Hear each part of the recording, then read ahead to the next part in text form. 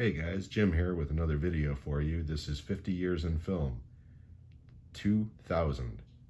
But before we begin, if you like what you see at the end of this video, please give me a thumbs up, a possible subscribe, and most importantly, leave comments below. Let me know how you feel about this series, how you feel about the films in this year in particular.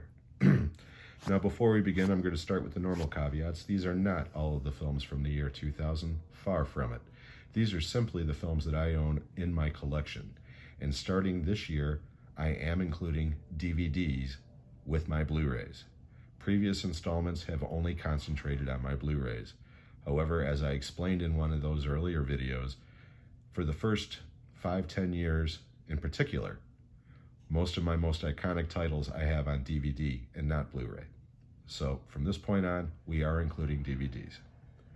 So we're going to go ahead and jump right in. We're going to start with jumping around from different genre to genre. And we're going to start off with comedy. And the first title on our list from my Nutty Professor collection, Nutty Professor 2, The Clumps. Starring Eddie Murphy in about 5 different roles, as you can see there. Co-starring Janet Jackson and Larry Miller. Directed by Peter Siegel. I like this movie. I don't like it as much as the original. The original one was a very sweet love story at the heart of it. This one basically is just a bunch of fart jokes and sex jokes, and I'm down for it. It's funny. Eddie Murphy's still really funny in this movie, but quite frankly, this one to me felt more like a cash grab than the first one did.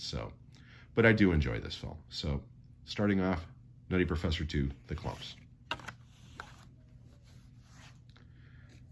And then we're going to go to Snatch, written and directed by Guy Ritchie, with an all-star cast: Benicio del Toro, Dennis Farina, Vinnie Jones, Brad Pitt, Jason Statham. The list goes on and on and on. This is, without a doubt, my favorite Guy Ritchie film, and it's one of my favorite films from this year, without a doubt. This movie absolutely blew me away the first time I saw it. There was some buzz, from Lock, Stock, and Two Smoking Barrels. It didn't get a big theatrical release in America, but it did have, a pretty big cult following on video. And when this movie came out, I didn't get a chance to see it theatrically, but I did rent it. And my God, I must have watched this thing 5 times before I returned that original DVD. And I've owned multiple versions of this movie. I absolutely love this movie in every way, shape, or form. So that's Snatch. Now we're moving into drama. And we have Traffic. Again, all-star cast: Michael Douglas, Don Cheadle, Benicio del Toro, Dennis Quaid, Catherine Zeta-Jones. Great cast in this movie. Directed by Steven Soderbergh, who won Best Director for this film. And Benicio del Toro won Best Supporting Actor for this film. Very, very good, hard-hitting film. It's based on a TV series from the UK, I believe. I've never seen that original series, so I can't compare the two. But this is a great movie. And Benicio del Toro in particular. Everybody in this movie gives great performances, but Benicio del Toro definitely deserved his Oscar for this film. I really enjoyed Traffic. Next, this is part of a double feature. We're focusing on The Perfect Storm, directed by Wolfgang Peterson. Again, all-star cast: George Clooney, Mark Wahlberg, Diane Lane. Great cast in this movie. Based on a true event. I remember seeing this theatrically, and yeah, theatrically, this movie was very intense. I still enjoy this movie.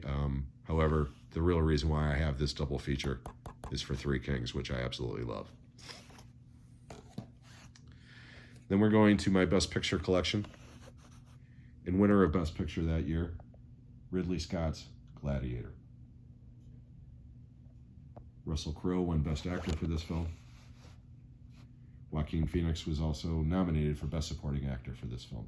Gladiator is an absolute classic. It's a great movie. One of Ridley Scott's best, one of Russell Crowe's best. It's a great, great film. Next, The Patriot, starring Mel Gibson, Tom Wilkinson,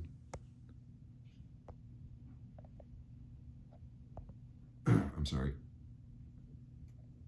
My phone is going crazy here. There we go. Tom Wilkinson, Heath Ledger,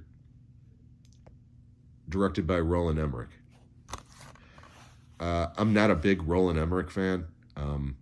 There's just a couple of those of his movies that I do enjoy. You'll see a couple of his titles in my catalog.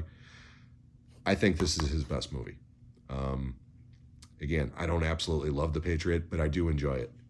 And say what you will about Mel Gibson, I've always been a Mel Gibson fan, and Heath Ledger gives a very good.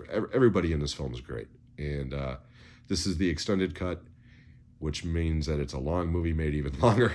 But again, I do enjoy The Patriot, and I do have a nostalgic love for this film because this was the final film that I got to see theatrically with my father before he passed away about 6 months later. So for that reason, I'll always enjoy The Patriot. Next, now we're moving into the action. And we have a World War II drama, U-571, starring Matthew McConaughey, Harvey Keitel, Bill Paxton, and David Keith, directed by Jonathan Mostow. This is a really good movie. Really good movie. This is kind of a throwback to the old-fashioned World War II movies. This takes place in a submarine and very, very intense. If you've never seen U-571, I cannot recommend this film enough. Now we're moving into some franchises. From my Mission Impossible 4 movie set, MI2, Mission Impossible 2, starring Tom Cruise, Tandy Newton, and Dougray Scott, directed by the legendary John Woo. I love John Woo. I don't love this film. This is actually my least favorite of all of the Mission Impossible films.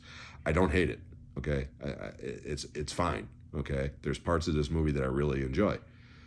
But it's just, maybe it was because John Woo was attached. I had such high expectations for the film, and they've always been left daunting. So, yeah, MI2, it's a solid movie, but it's, like I said, it's probably my least favorite from the Mission Impossible series. Next, going into my X-Men collection. The first installment from the original cast, XMen, starring Patrick Stewart, Ian McKellen, Hugh Jackman, Halle Berry, and Famke Janssen, directed by Bryan Singer. X-Men was a big hit. It was a risky movie at the time because the superhero movies were definitely dying pretty much at this point, other than Blade, which was a hit a couple of years earlier.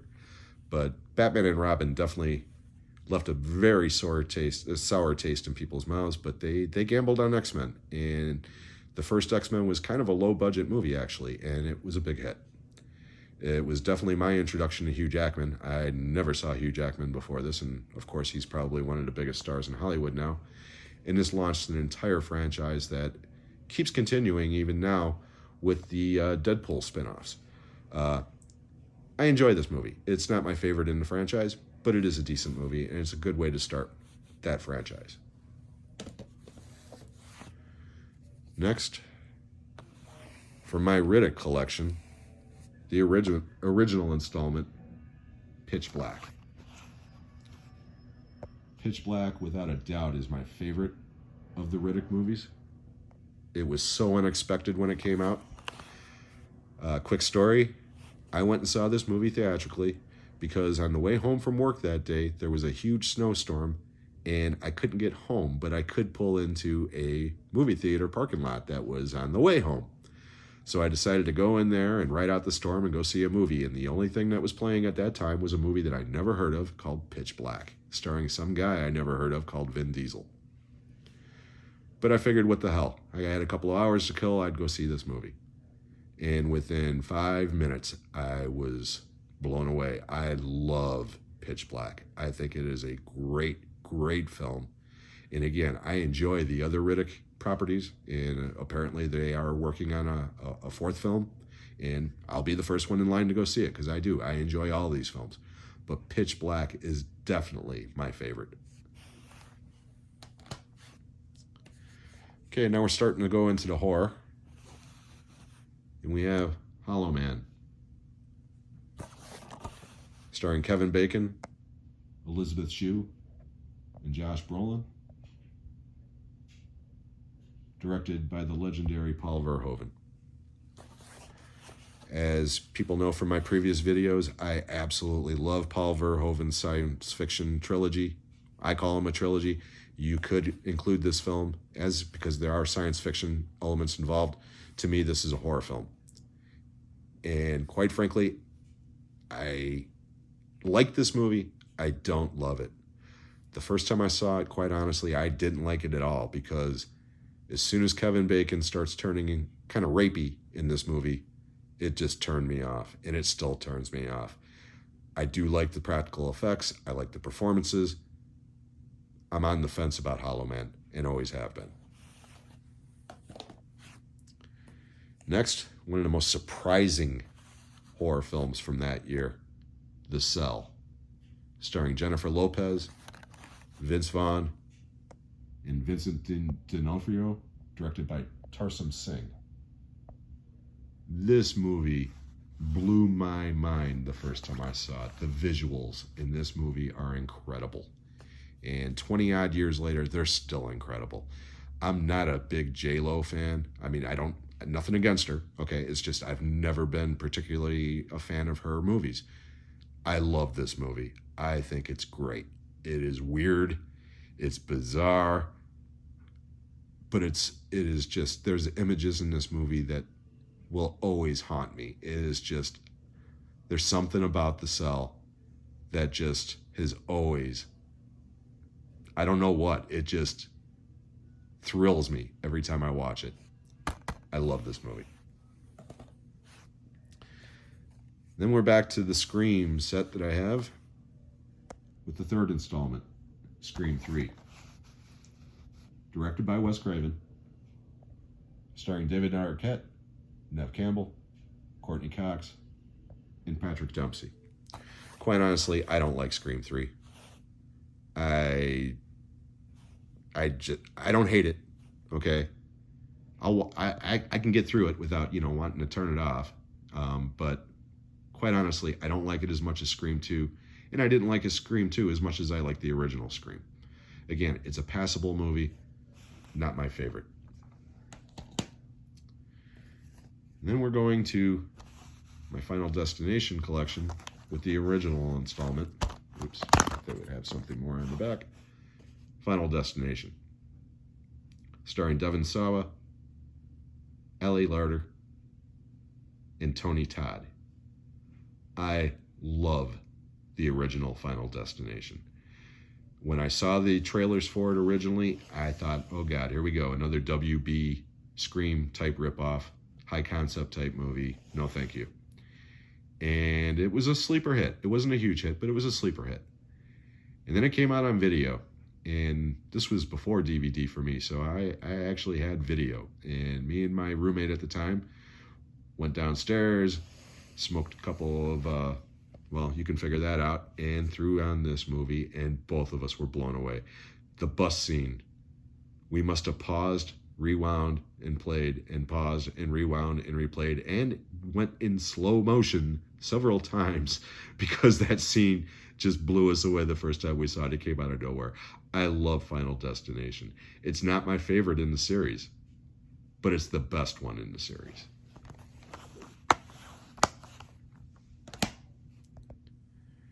And then we have American Psycho, starring Christian Bale, Reese Witherspoon, William Dafoe, and Jared Leto. Directed by, I forget her name, Mary Aaron, that's what I thought. Again, when this movie, this is based on a novel by Bret Easton Ellis, who also wrote Less Than Zero. And that book was extremely controversial when it came out. And when they said that they were making a movie adaptation of it, people were outraged. Women groups especially, saying, this is the most disgusting novel ever, and you can't show that kind of depravity on screen. And they don't. American Psycho is a comedy.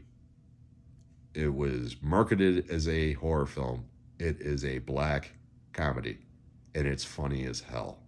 The first time I saw this film, I gotta admit, I wasn't all that impressed, although I was impressed with Christian Bale. I thought Christian Bale was great. But the movie itself, I didn't get it. And then I watched it a couple other times, and now, yeah, I absolutely love American Psycho. Very divisive film, but I enjoy it. Next, Versus. And I'm going to butcher their names because I'm terrible that way, but directed by Rui Kitamura. I'm hoping that was somewhat right. He directed Midnight Meat Train and No One Lives. And I'm not even going to attempt to I'm not going to attempt to pronounce anybody else's name because I would do worse than if I tried. And I'm not even going to try to attempt to explain the plot of this movie. It's one of those movies you have to see for yourself. I'm not saying that it's for everyone. I watched it with my wife recently. I got her to watch it, and let's just say she was underwhelmed, to say the least. Okay, but I absolutely love this batshit crazy movie. Basically, it's just a mix match of about 5 different genres. They don't make a heck of a lot of sense, but my God, is this movie entertaining. Again, if you can find Versus either cheaply or on streaming, check it out, and then you can decide for yourself whether to purchase it. This is my Euro version. I love this film. But I saved this one for last, and it's another Asian film. For my Battle Royale collection, the first installment, Battle Royale. Directed by Kenji Fukusako. See, this is why I don't do this. Fukusako, I hope that is correct.